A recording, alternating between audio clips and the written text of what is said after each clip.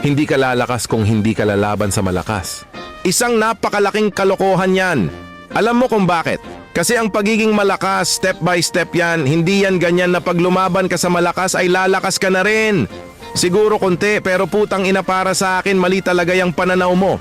Kung tuturuan ka ng malakas, kung paano maging malakas, oo lalakas ka. Pero kung lalabanan mo ang mga malalakas base lang dyan sa mindset mo, ay aba mag-quit ML ka na lang na siraulo ka.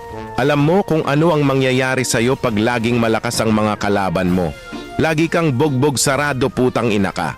Para mas maintindihan mong putang ina ka, magbibigay ako ng isang halimbawa. Halimbawa, episode 1 pa lang ng One Piece, ang magiging kalaban agad ni Luffy ay si Kaido. O putang ina ka, ano sa tingin mo ang mangyayari? Malamang sa malamang episode 1 pa lang wakas na ang One Piece. Naiintindihan mo na bang siraulo ka?